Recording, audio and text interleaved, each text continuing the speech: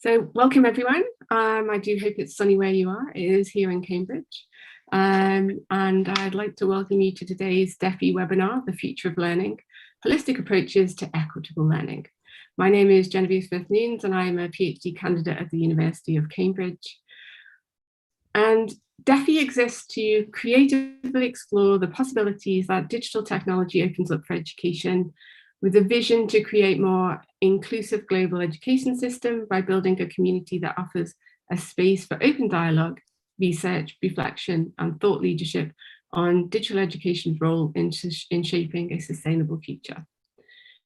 Today's webinar will provoke this vision by looking at the possibilities and also the challenges of bringing advanced technologies into education and the world of work. We have an excellent group of panelists speaking across a wide range of perspectives, and the discussion today will be future-oriented and thought-provoking.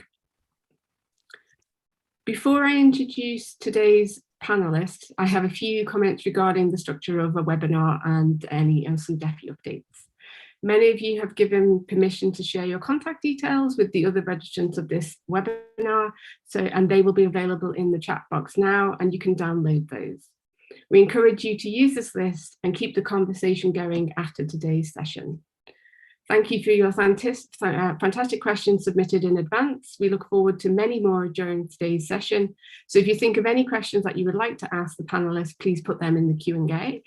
And also the chat facility is open and available for network and discussions. Today's session is particularly a pre-session for DEFI's first major in-person event, ED 21-22. What will education look like 100 years' time? ED 21-22 takes place in person and online next week. That's Thursday, the 24th of March. The keynote presentations will be live streamed, or if you're available in Cambridge, there are a limited number of seats available to participate in person at the Storyfield Centre in Cambridge. Registration is free and it's available at bit.ly/ED2122. I'd like to now introduce our wonderful panelists. And our first speaker will be Dr. Cooper. She is a Deputy Director of Research Accelerator at Educate Ventures Research.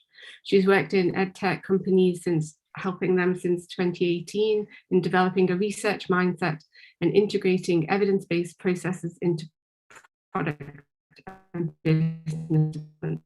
She has a PhD in development psych and MSc in public health. Dr. Cooper's area of expertise is research methods and psychometrics developed over the last 15 years through her involvement in a wide range of research, including randomized controlled trials and international research. Our second speaker is Dr. Schultz Calhoun, and she's a professor of learning technology and communication at the Institute of Education Technology at Open University, where she leads the Learning Futures Research and Innovation Programme, the Innovating Pedagogy series of reports. Her work encompasses online distance learning, mobile learning, language learning, and education for migrants and refugees.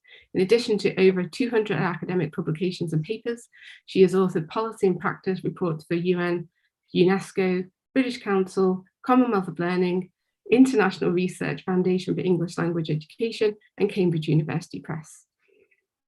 Our fourth speaker is Dr. Saeed.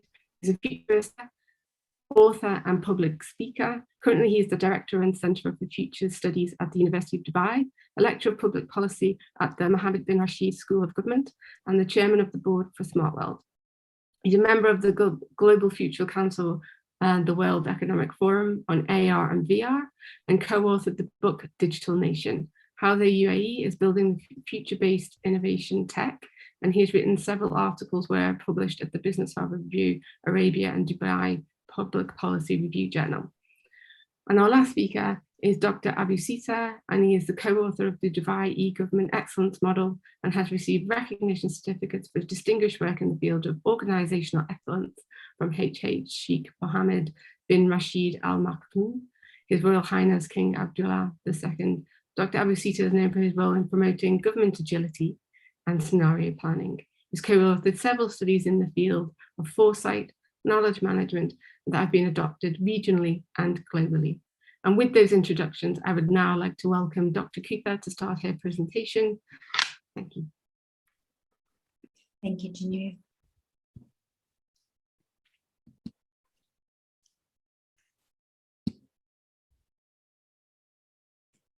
Okay, so today I would like to present you the topic, emerging shift of EdTech landscape, new opportunities to solve the old problems.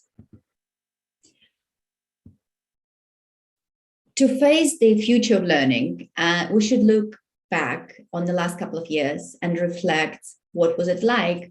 And it's hardly a surprise that EdTech industry boomed since the beginning of pandemic. For example, the UK EdTech sector grew by 72% in 2020. During the pandemic, the issue that schools were facing with the integration of EdTech products were demonstrated. As you know, schools had to make very difficult decisions, work very quickly, and in an agile manner to continue doing their job through the adaptation of existing digital solutions or acquiring new ones. While this process wasn't easy and smooth for them, overall they did their best job in adapting to new worlds. We know, we tried, but these unexpected and unfortunate events made things that would not be perceived as possible previously possible now. It's very quickly become very clear that children can learn anywhere at any time, and remote learning provides the opportunity to continue the education. However, in order for it to be successful, number of assumptions needed to be tested. For example, teachers have appropriate technical skills and able to teach online. Children also have enough technical skills to attend, as well as their organizational skills. And of course, they have devices and connectivity. And furthermore, we realize that while there are a lot of digital solutions to learn different subjects, inability for children to meet one another in real life provided very minimal opportunities for them to enhance their soft skills, as ability to collaborate, to co-create, solve the problems, all those skills that are essential for the future workforce and must be developed for individuals to succeed later in life. Finally, schools were limited to the certain digital solutions that they had access to, and hence teachers were often restricted to their ability to differentiate the level of depth and complexity for their learners. The ability to customize learning paths for different learners would help those who are struggling to build confidence while developing their knowledge in appropriate for them speed. On the other hand, for those who are succeeding, they can be challenged and achieve even more. So by being the part of the biggest EdTech research accelerator in Europe, I can evidently say that we see a lot of EdTech companies, and we can say that the EdTech landscape has already shifted towards the development of digital solutions for these problems. For example, some of the companies developing the tools that allow the virtual work experiences, apprenticeships, and aiming to enhance students' problem-solving capabilities. So they can enhance as well as collaborative skills and other opportunities to develop other soft skills required for the successful integration into the professional life. But it's not the only reason why I mention all those companies. Another reason why make these companies to stand out is their recognition of the importance of research and mindset and the integration of research in their products and business development. These probably make them stand out even more than their innovative creative solutions, because the problem of evidence in EdTech is hardly a new problem, but one of the most challenging and actual problems that educators, learners, and investors are facing on a day-to-day basis. And building the research plan along any EdTech product would help satisfy learners' needs, save money and time. And this is equally true for both developing the product and, from the school's perspective, acquiring the product. So it looks like the EdTech companies and education sector would benefit from the use of the evidence. And as you know, the EdTech is largely unregulated industry. This means that currently there are no standards or guidance to how to develop EdTech products. Hence, there is no certain way for schools or individual learners to know the answer to the question, what works? While the standards should come from the top, decision makers should really clearly understand that the good evidence, high quality evidence, couldn't be developed in vacuum. It needs to develop in collaboration between EdTech creators, education sector, and researchers. And only when they work together, we can ensure the lasting impact and address the real world requirements. And what's the evidence for in EdTech? This relationship of integration research in the early stages for product development to meet needs and the goals needs to be incorporated in day-to-day practices of the EdTech companies to validate the problem, to validate the market. And the next step would be to involve learners understanding what's required from the perspective of provided services, activities, and of course, understanding of how product works in the real environment, in the specific context for different groups of learners, and keep ongoing investigation of the impact of the product. Having all those answers, who is it for, why and how it works, and does it actually work in different contexts, is very important to build the trusted relationship with different stakeholders. And having those answers also help to ensure the development of the strong, transparent, and engaging EdTech ecosystem. But is it only responsibility of the EdTech companies to develop such ecosystem? The context is, of course, critical. And even if product or intervention worked really well for particular context or particular group of learners in particular school, it doesn't guarantee that it will work for every school or for every group of learners. The ability to understand evidence, run small-scale research to identify what works for the specific learner's needs is a responsibility of education sector. We strongly believe that the development of a coherent digital strategy, understanding that what works for their students is essential for every school. And furthermore, with the continual integration of technology in education process, educators may need to become researchers and analytics themselves in order to understand the students' progress data, understand whether students on the right path, and of course, set up the appropriate challenges for them. Education sector needs to generate the demand for evidence by being intentionally critical. For example, when school is hiring a catering company, they certainly want to know that the food that would be offered to children would be healthy, nutritious, tasty, filling. Why not to take this similar approach to their tech products? Such request would encourage the development of higher quality evidence from the EdTech developers and ensure the transfer of the relationship, which in turns open up the dialogue between education sector and EdTech industry, and provide an opportunity for co-creation of the solutions. We often hear from EdTech creators that it's so difficult to get access to schools. And then from schools, we hear that they really want young voices to be heard. Opening up that dialogue will provide an opportunity for creation of the solutions that can satisfy the needs of learners and future learning success. If you have any questions, I will be very happy to answer them later in this session, or you also can contact me using my email address. Thank you for your attention.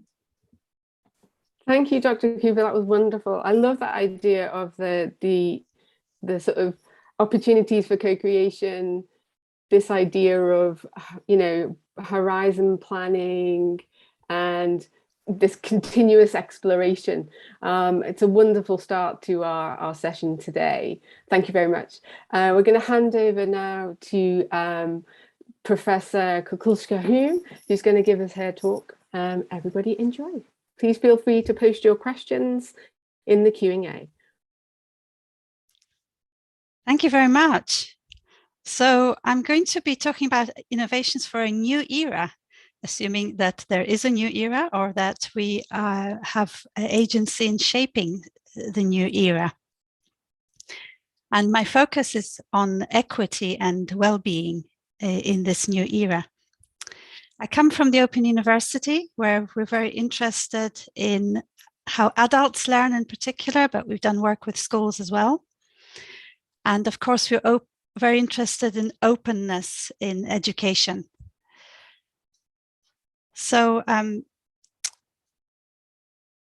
just having here, okay, it has moved on to the next slide. I lead the Learning Futures program at the OU. It's a program of research and innovation, a very wide-ranging range of projects. But today, I'm just going to focus in a little bit on some of the work we've been doing with migrants, marginalized populations, and ethnic minorities as a way to set the scene for what follows, because we've been very much inspired and influenced by this work. Some of it has taken place in Europe, in the UK, and now increasingly also around the world. So we've been developing new designs for learning, often in informal contexts, using mobile technologies in many instances, and combining low-tech solutions with the latest tools to see how they can be integrated into the lives of these populations. So in our program, we've actually been lucky enough to be to have obtained funding for some new projects, and these are some of the latest activities that we're going to be engaging in. Some of them led by ourselves, some by other organizations and universities. So we'll be looking at the experiences of marginalized mathematics educators in Bangladesh. We're going to be examining how ethnic minorities can be protected better when they're accessing vital online services in the UK. And we're going to be looking at the future role of English and of digital and mobile technologies in higher education in several countries in East and South Asia.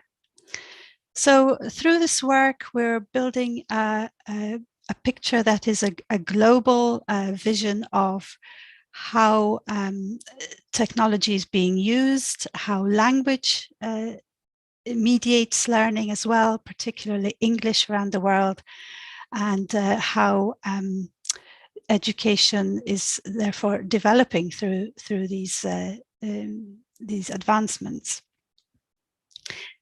Are we therefore talking about education for a new era? Well, I believe that these disadvantaged populations that we've been working with in education can be seen to be leading the way to innovations in education. And I think these educational innovations should have the following characteristics. They should be compassionate, inclusive, responsive, multilingual, multicultural, and holistic. So that's some of what we've learned from our work to date, and it very much informs our attitudes, our values, and our vision for the future. Now, in the next part of my talk, I'm going to be focusing on our annual reports, the Innovating Pedagogy reports that we've been publishing since 2012. So we are now in the process of authoring our 10th report. These reports have been influential, and they've been downloaded by hundreds of thousands of people around the world. And they try to point the way to the future. They explore new forms of teaching, learning, and assessment, And these innovations are picked up by policymakers as well as teachers and EdTech developers and many others, trainers in industry and so on. These innovations are selected by the report authors. We select 10 every year, so we always have to come up with something new. In a sense, they are trends, but because we have to come up with 10 new things every year, we also need to look back at those innovations and see what have been the trends. They're selected on the basis of their novelty, but also on the basis of evidence from research and practice. So we're trying to strike a balance between these different aspects. And the reports, if you don't know them already, can be downloaded in a couple of places, including from our blog, which is listed here. We've also written an article about the evidence base for our decisions. So you might like to look at that. It's called Innovative Pedagogies of the Future and Evidence-Based Selection. And in that article, we've gone into greater depth as to what evidence can be used to inform innovations. In this diagram that we discuss in the paper, at the bottom of it, you'll see practitioner wisdom and expert opinion. And then in the middle, case studies going up to cohort studies, meta-analyses, and the systematic reviews. There may be some implied hierarchy here, but we like to combine both practitioner wisdom with findings from research, whether that be from individual studies or the more the overviews or systematic reviews, if they do exist, which isn't always the case, of course, for innovative ideas. Looking back at what we've been writing about, we can see that particularly over the past 2-3 years, some strong themes have emerged around equity and well-being. Doubtless, this is influenced by the fact that we've all been experiencing the pandemic, and these issues have come to the fore in learners' and teachers' experiences.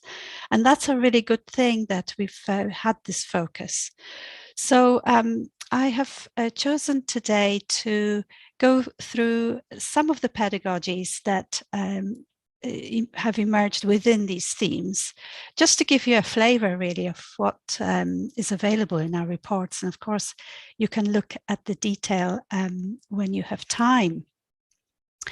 So I'm going to first say something briefly about equity-oriented pedagogy. This has a focus on making education more inclusive.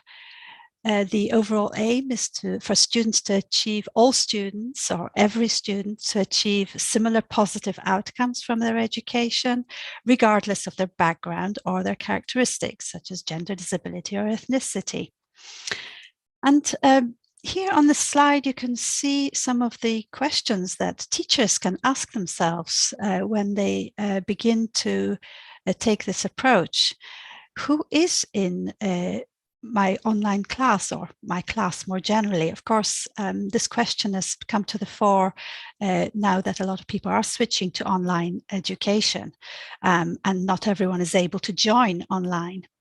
So who is not in the class? Or if they're in the class, who is it that is not participating in the class? Do they understand the assessment structures, the cultural norms of your teaching and learning, especially if they come from different parts of the world? Next, we come to hip-hop based education, a slightly unusual and perhaps niche choice, yet very relevant in certain parts of the world, and an example of a culturally appropriate or culturally informed approach to teaching and learning. So hip-hop based education uses elements of hip-hop such as rap music and so on. And as such, it empowers often marginalized groups of learners to be more involved in their education. So questions for teachers here are whether they take account of learners' cultures in their teaching. And if they were to do so, would it help with the learners' engagement and motivation? Next, we come to student co-created teaching and learning, which is something that's gaining in popularity in recent years. It's seen to lead to greater empowerment of students and also better teacher-student relationships. So here the questions for educators are whether your students are able to participate in creating learning materials, and also, perhaps more controversially, creating assessments. Can they influence how they are assessed and how they are evaluated? And an associated question nowadays is whether that evaluation is going to take place, is going to be done by humans or increasingly artificial intelligence, and whether students have a say in that. The next pedagogy I'm highlighting today is called Best Learning Moments. This draws on a psychological notion of cognitive engagement.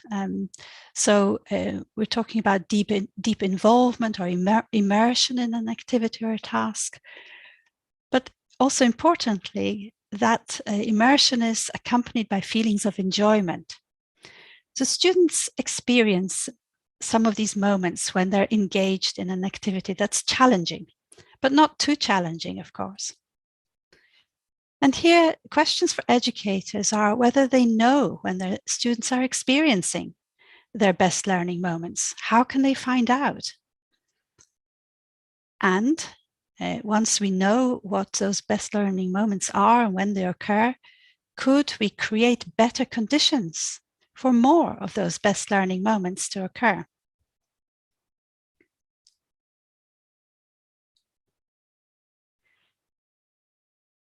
Next, we come to using chatbots in learning. Chatbots, increasingly used on mobile phones, but also on laptops, of course, can answer and ask questions. They can analyze students' needs. They can guide them in some respects. They can assist them in the process of problem solving and possibly shape their attitudes towards learning. This is very useful when teachers are not available or just cannot help. And some students prefer to ask a chatbot than a teacher. So in that situation, they can act as a means of support for the learner. So here are some questions for educators, whether your students would benefit from such a private conversation with a chatbot. Of course, assuming it stays private, and we never know if that is really the case in any digital interaction.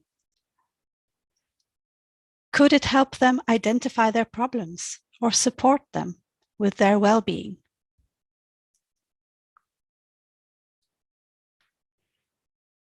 And finally, the sixth pedagogy that I'm highlighting today is gratitude. Gratitude seen as a pedagogy.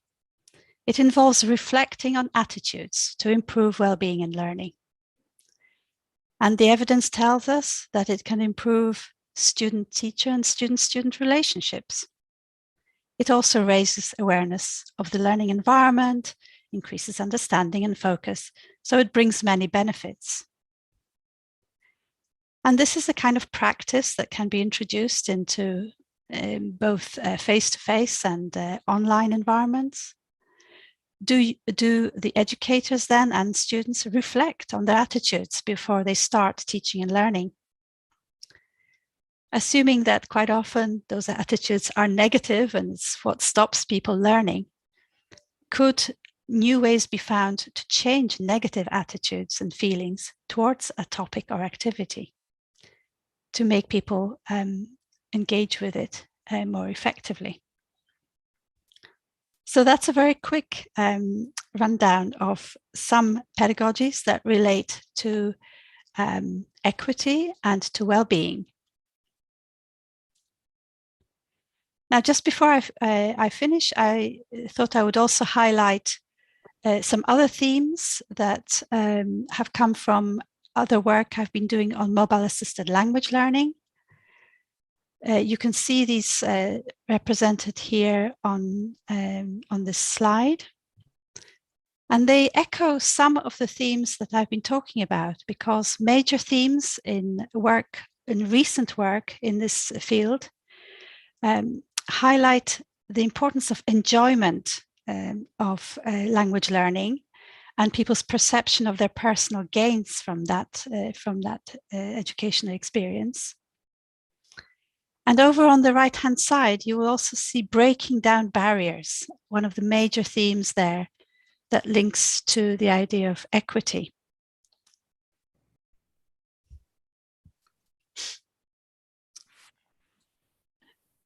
Very briefly, breaking down barriers concerns breaking down barriers of time, place, ability, age, access, gender, culture, and contexts. So many different aspects can be considered. And there are some practices that help to break down barriers. Being more flexible, being intergenerational, taking an intercultural stance, combining informal and formal learning, and smoothing transitions between different learning contexts or levels. So, by way of concluding thoughts, I hope this presentation has helped to convey that technology should be used to increase life chances through education for all, that mental well-being is very important, both online and in blended education, and that will encompass both physical and mental well-being, and ultimately innovation as a holistic enterprise that takes all these aspects into account. So thanks very much for listening. This is where you can download our Innovating Pedagogy reports and also access our openly published research. Wonderful. Thank you. Thank you very much, Professor Schultz Calhoun. We're in a fascinating overview of the pedagogies and some of the ways that technology is being used. I look forward to some of the questions that are going to be coming in after we have our next speaker. Is that Dr. Abusita? Are you ready to speak? Or is, there we go, Dr. You disappeared for a moment there. Thank you. So, Thank you. you're most welcome. Yeah, you're great, most welcome. Thank you. Let me first apologize for being a bit late. I'm running back-to-back meetings since early morning in Abu Dhabi. Let me start introducing myself and my colleague. My name is Saeed Al-Dahri. I'm director for the Center of Futures Studies at the University of Dubai. As well, I'm a chairman of a company called Smart World, is a local system integrator company here in the United Arab Emirates. And we always proud to say that we are behind empowering the Expo 2020 total connectivity solutions, smart solutions for Expo 2020. So I'm going to take you in this quick 10 minutes presentation about a study that we embarked in last year. We are almost finishing the study soon, and it's about the future of higher education. My colleague, Professor Agnes, spoke about the near-term future, whereas we're going to focus a bit in the next 20, 30 years, how we see that the signals of change and how we see that the disruption that's happening right now and it's going to come in the future is going to impact higher education institutions by 2050.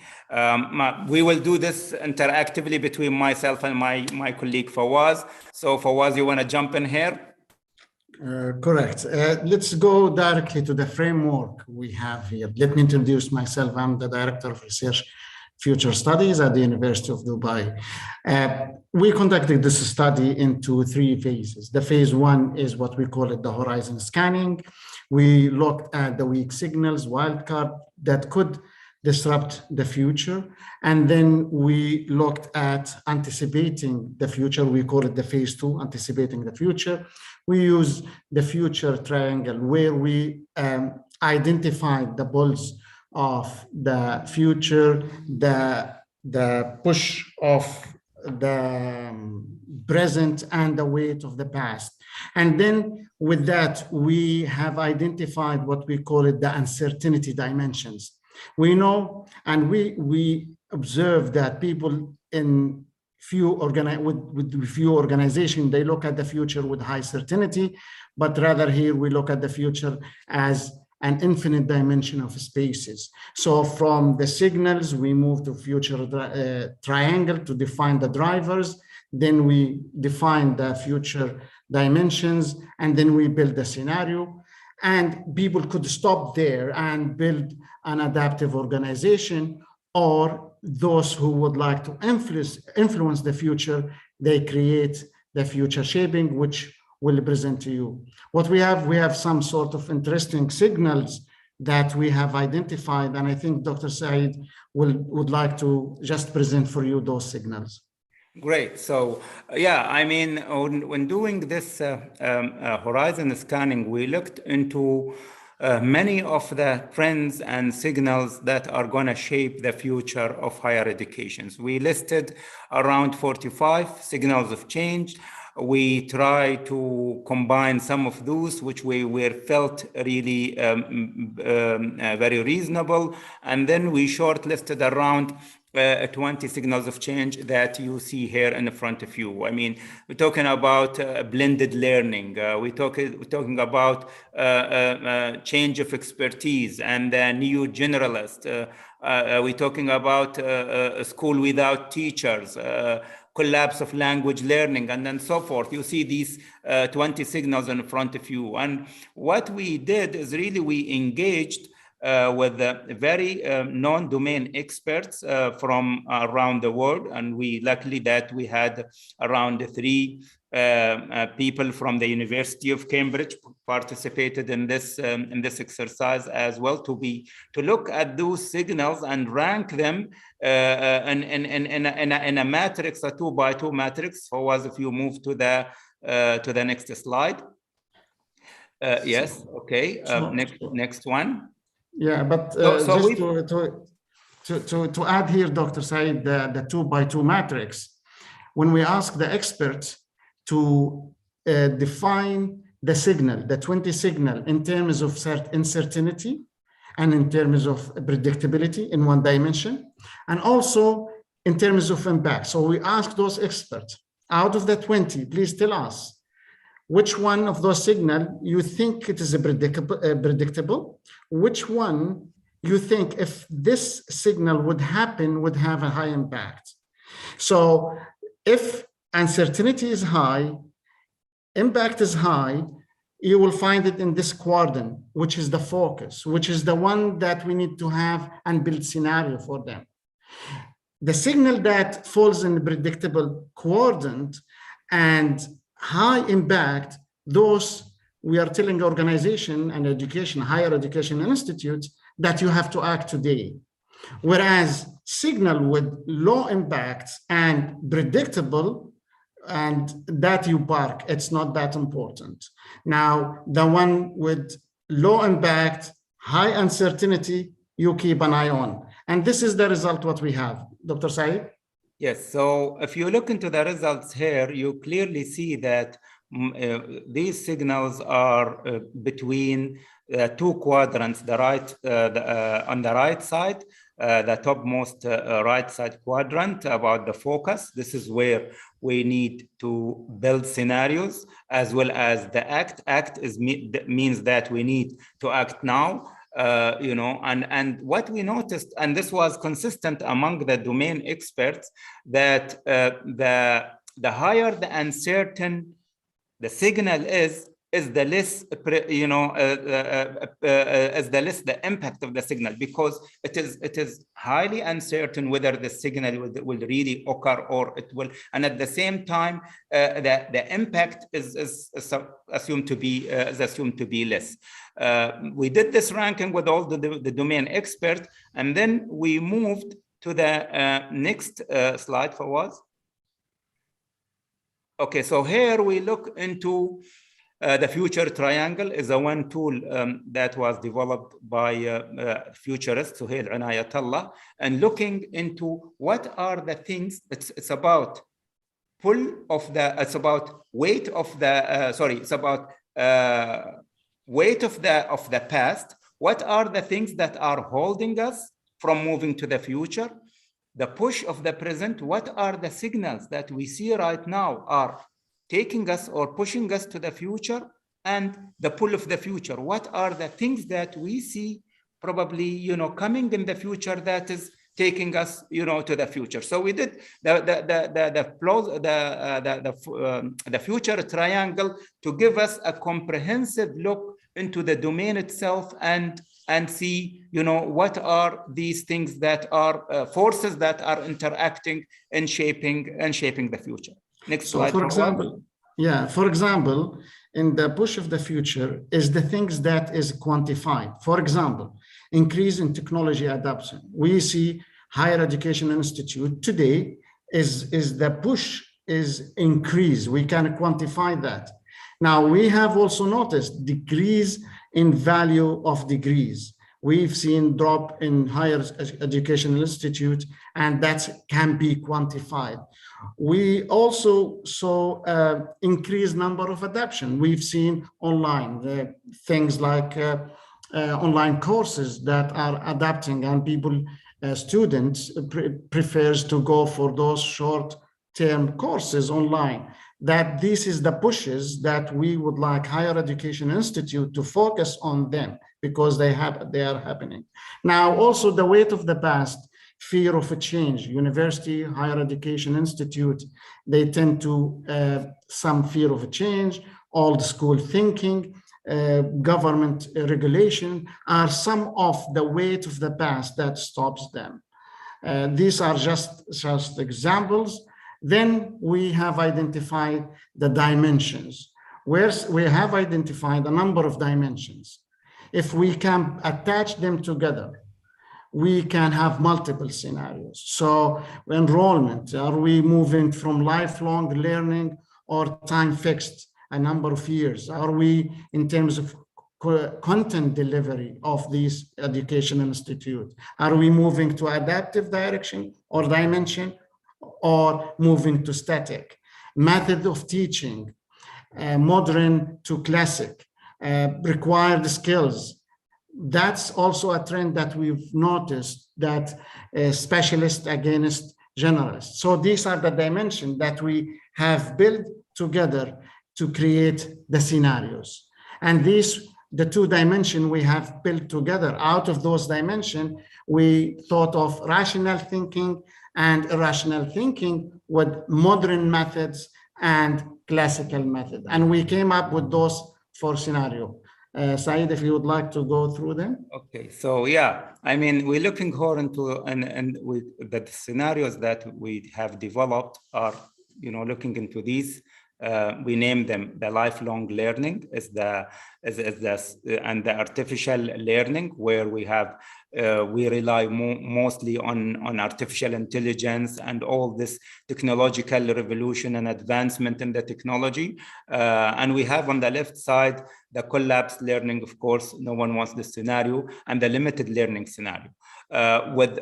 So we focus on the aspiring, when we say, okay, when we look into the future of education, how we want the education, and what are the aspiring future, the preferred future that we all aspire to achieve. And it's about, between the lifelong learning and between, artificial learning. Some of the things that, yes, we know that the technology will advance to the point where we can have, for example, personalized learning according to the needs and pace of the individuals, but also at the same time, learning from the feedback that we have collected from the domain experts, that learning has to touch the head, the heart, and the hands. The head has to, feed knowledge, and for acquire knowledge by the students.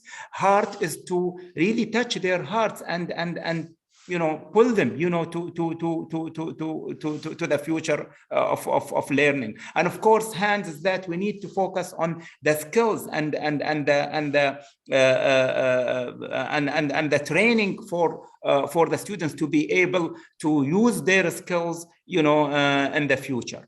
If we move to the next slide, Fawaz. Sure. Just to add here, we have added specific elements for each one of those, which will be part of the publication of the study. The narratives. It will be also presented in more details next week in our webinar. Now, this is, we can stop at the scenario and say, we tell organization, this is what you're expecting in the future. Those are the 4 scenarios with which we describe the attribute of each one. Or we tell organizations, you can influence your future. And to influence your future, the first thing to do is disrupt the disruptors, is to move and disrupt those innovative solutions that disrupting today the physical presence of those higher education schools. Also, we're looking at full immersive learning as one of the things that higher education institute can build on to influence its living the values is another trendy for younger Generation Z and Generation Alpha will be looking at to choose their higher education institutes, how much this university value the environment, value the climate change. Adaptive learning with the advancement in artificial intelligence is a key. We know abilities could different in terms of ability, in terms of time. So adaptive learning is a key for universities to look at. Lifelong learning is another task that has to be embarked by higher education institutes.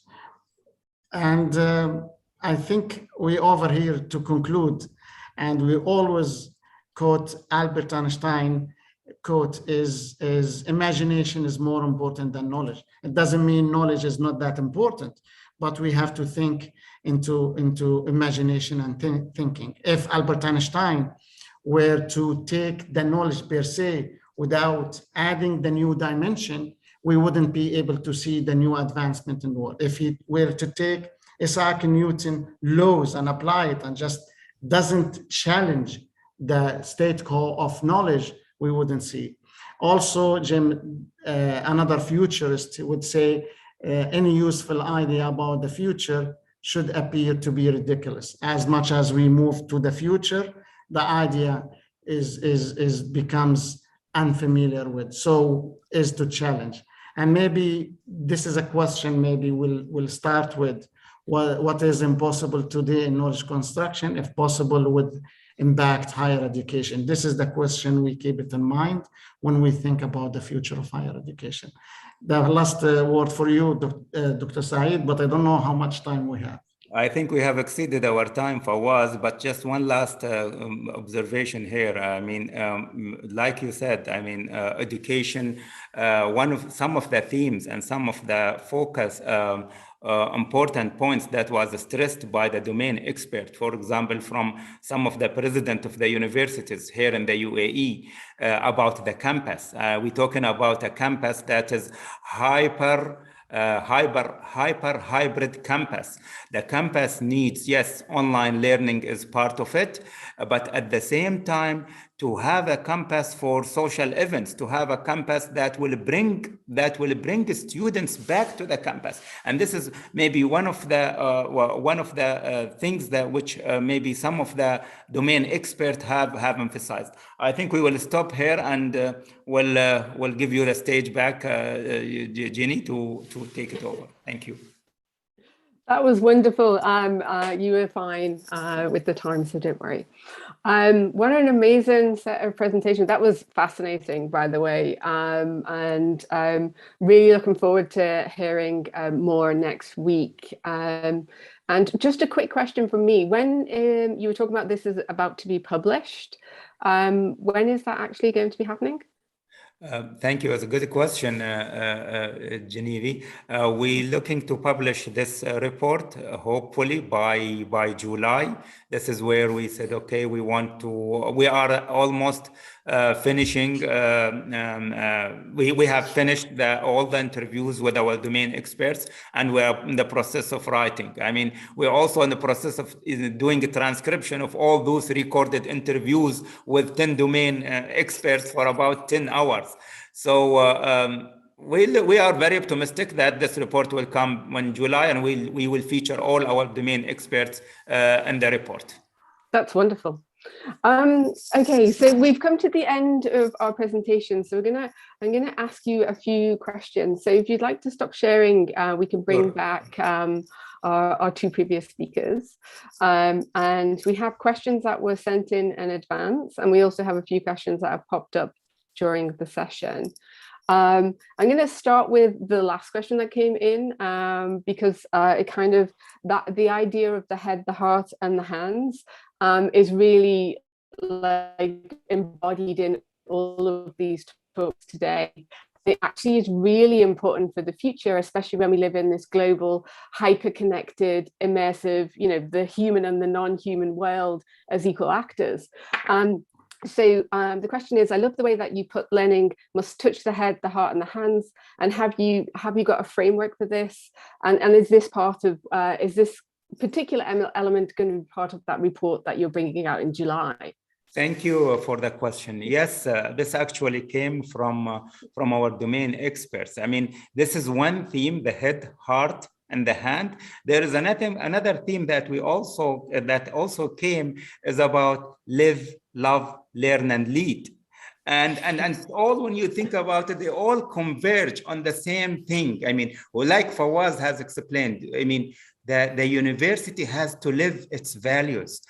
Students now are more focused on the core human values. It's not just only about feeding the students with the knowledge, but it has to touch their heart as well. So yes, these themes it was a good reflection from the domain expert as we try to draw the preferred future. It's not just only technological advancement, but also it has to reside on human elements and human first. It has, I mean, the students, should come first. What we would love to do as maybe the next phase of this study is really to engage the students and parents as well into taking their feedback and to reflection about how they see, the future from their perspective.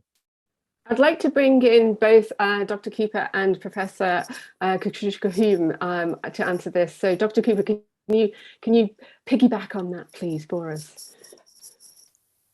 I actually made a note about head, heart, and hands, and I thought it's brilliant. And I love that idea about learning, and I love about reflection about technology touching the hearts and being more than technology. And what we keep hearing is that technology for the sake of technology is no good. They certainly need to have human element in that, and they have to serve the purpose.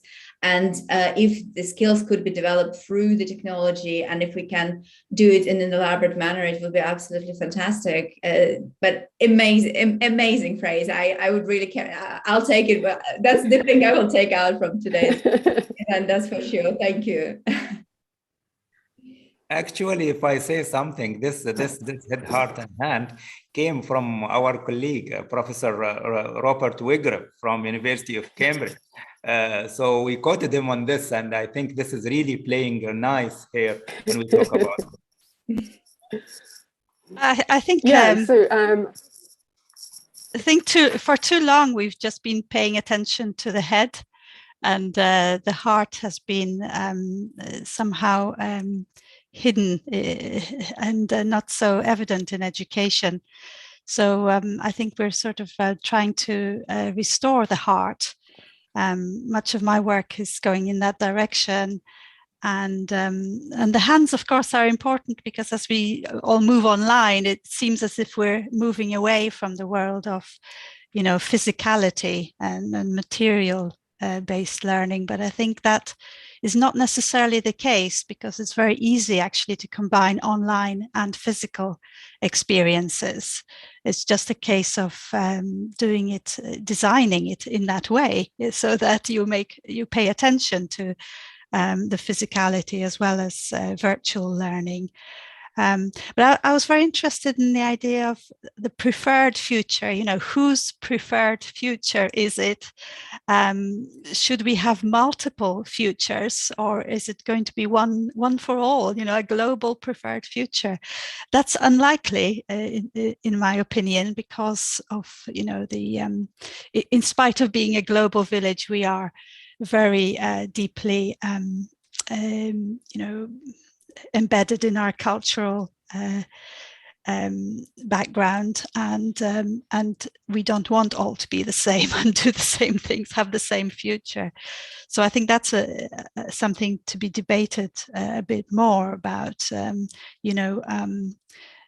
alternative futures, and personally, I think we should be, especially as educators, shaping the future, not just sort of seeing, well, what's happening, but how can we take it to a place where, it's actually what we would want to see happen. And even if technology is driving a lot of developments, how can we influence those technological developments so they're going in the right direction, so that they are, not discriminating against people, not leaving people behind. Yeah, that's probably my area of interest, is the sort of data digital ethics, the sort of the non-human actor of our data selves. And if we kind of all kind of go on a jump 30 years into the future, we are going to have these immersive campuses. I mean, they already exist. Virbela is a huge organization that has many university campuses on there. But I also think we need to kind of also think about that, but also think about bringing in lower educational phases, not just focusing, because actually they end up at university level, and how can we take them there with a much more open mindset that we get in the primary education sector? How can we change the kind of teaching practices, and then also working with exam boards, because a lot of the time they're dictating content, which will generate these other possible futures, and new drivers in pedagogy. So I kind of want to ask, there's a question about, if we're going to talk about 100 years into the future, how can we make this partnership between learning in the education sector and drawing on sort of Dr. Cooper's work in the sort of industry practices, so that we have this lifelong learning in not just from a sort of traditional stream, but also these other possible futures. Dr. Cooper, would you mind kicking off? Future gazing for us? It's a very interesting question. If only I could see the future. I think that starting now that conversation, will ensure the better dialogue and then more fitted solutions, rather than working independently and maintaining that status quo. That the educational technology it's a very difficult area, because they are educational and there has very strong ethos of doing good, but they're still technology and business whose goal is maybe to earn the money, and have that internal conflict doesn't necessarily help to do that good they want to. On the other hand, schools seeing that conflict feel time to time that they always being sold something. So opening up that dialogue and creating the solutions that works for them now may ensure that some skills that are relevant for the future, and opening up some soft skills that, because the way technology, if we leave educational technology aside, the way technology developing works and workplace will change dramatically, and it's changing already. So, but the core skills and core qualities will stay, and that's really important to preempt that development of those skills and not being shy of that. And opening up that dialogue now will ensure that we're able to support learners and students today for the future workplace, for example. Don't know whether it's reached far enough for 100 years, at least for the next 15, 20. Brilliant. Yeah, it is. It's a tricky question to ask because we don't really know what's going to happen in 10 years' time, do we? So we have to really think about this as a horizon gazing, and when we talk about these possible futures, we want to talk about the best possible futures that are co-created with learners, as well as the design scientists and the educational technologists. It is a collaborative, or it should be, should I say, it should be a collaborative journey that we all go on. And I really appreciate Dr. Schultz Calhoun's work on the idea of equity and well-being, and that kind of gratitude education. Can I ask you to jump in your future version of your work, Professor? Yeah, so my thoughts here are around the fact that, when we talk about the future of education, it's also the future of educators and students and the skills, competencies, values that they have. And this is one of the things, in a sense, that we can predict, because we can shape some of that. We can develop certain skills. We're not, at anyone's mercy in that regard. Well, maybe some of us are, but it's something that can be shaped in education. So that sort of tends towards the certainty, to me, aspect. And certainly over the course of my career, I've seen the educators in higher education role develop massively, change massively.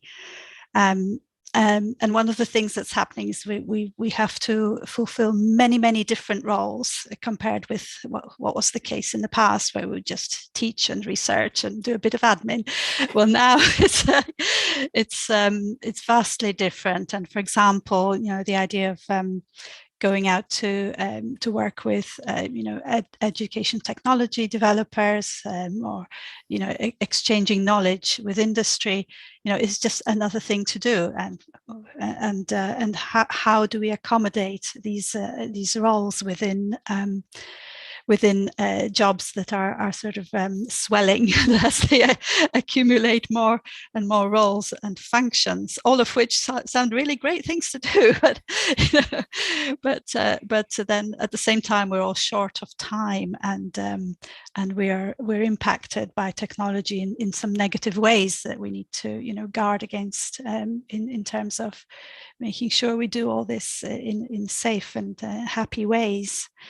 But I was interested in the idea of in irrational behavior and irrational thinking that came up in the last presentation. I wondered whether something more could be said about that. What does that mean, and what does it mean for us in the future?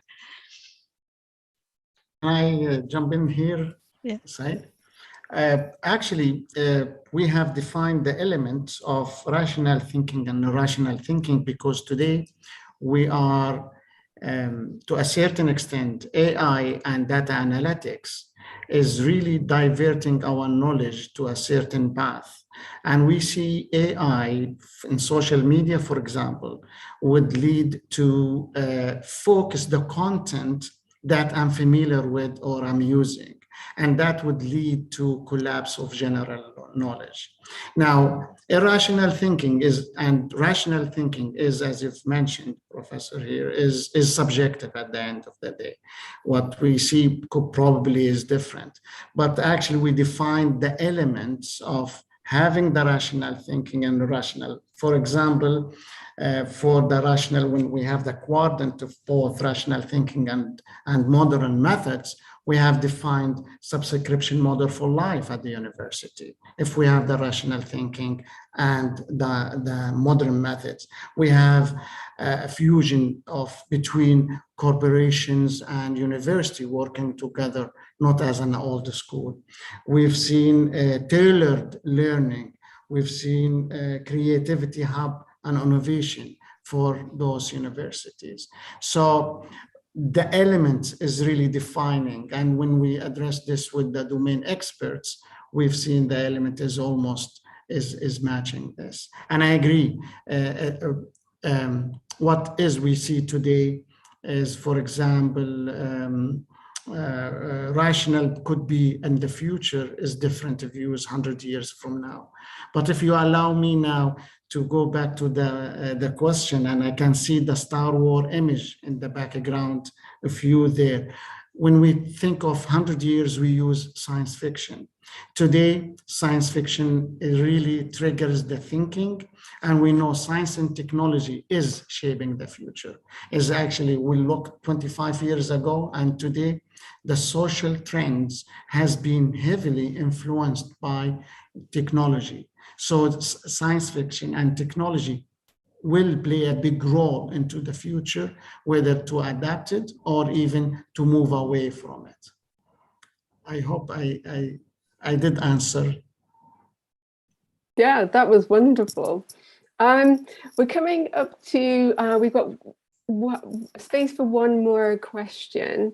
And we've had a couple of a post into the chat if you'd like to look at that, and it's talking about the University of Bergen have announced this new package of modules, and it's not the there's a couple of other sort of online universities doing similar stuff as well, where all students are doing core digital skills for their university students, no matter what degree level or specialism behind this.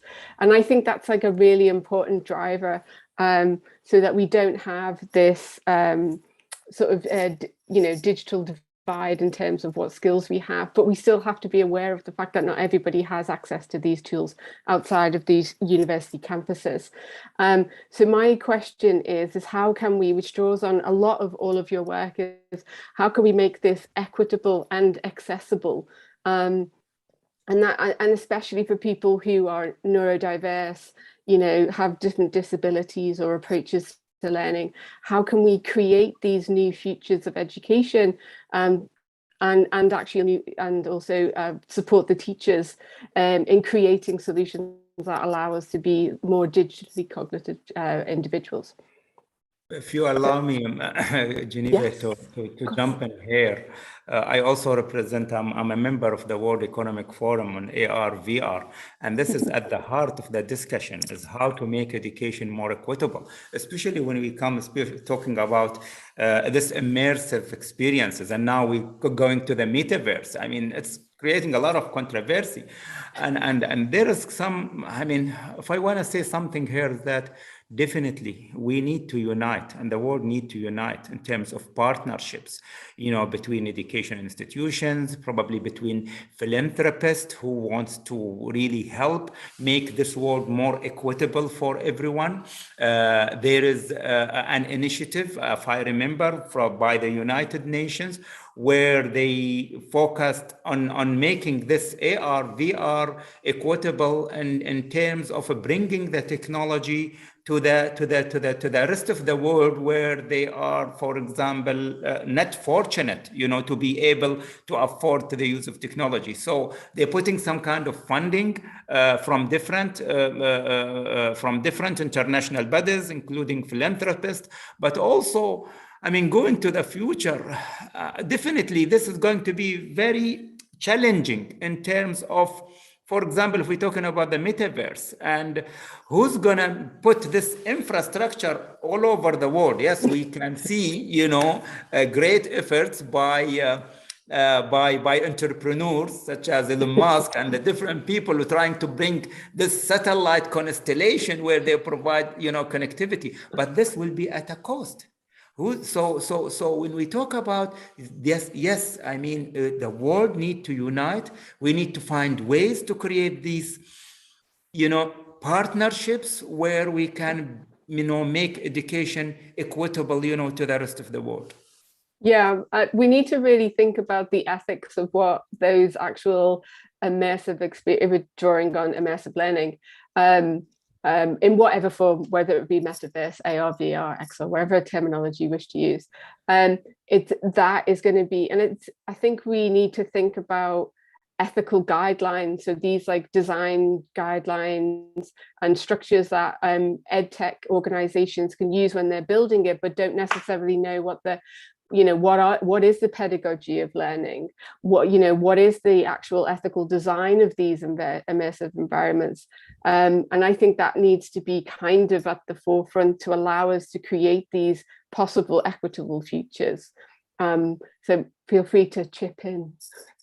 I also think that when we think about scenarios for the future, it was hybrid campus was mentioned, which is a great idea. But also we need to think beyond that to where learning takes place outside of campus. And a lot of our work is with learners who can't get to campus, who are learning from home, who are learning, up in a tree, because that's where they get their connectivity. So I think the many different environments in which people are learning particularly outside of campus, and detailed studies, of people's real experiences on the ground with technology. And so as we imagine these scenarios, we need to also identify these different environments and say, well, these technologies, new technologies, need to be tested, not just on this fancy campus or whatever, but also in very resource poor environments. And how can things be adapted to make sure that these innovations reach more people, and not just reach them, but actually are usable, and from the point of view of being able to connect to certain services, or being able to understand them. Is it in your language, and so on? Wonderful. I think that's a perfect way to end. We've coming up to the last minute. I just want to thank you. That was such an amazing session, and I hope all of our individuals watching enjoyed it as much as I did. So I'd like to thank all of our panel today, and this is just the start of the discussions for our live event next week at ED 2122. And before we end this session, we would like to join the University of Cambridge and Hughes Hall in saying that our thoughts are with all those the Ukraine citizens now in harm's way, and with those having to flee their homes to ensure their safety and that of their families. Our thoughts are also with those Russian citizens taking a brave stance against the war at often a great personal risk. And I just wanted to thank all of our panelists once again, and looking forward to seeing you next week at our session. Thank you. Thank you.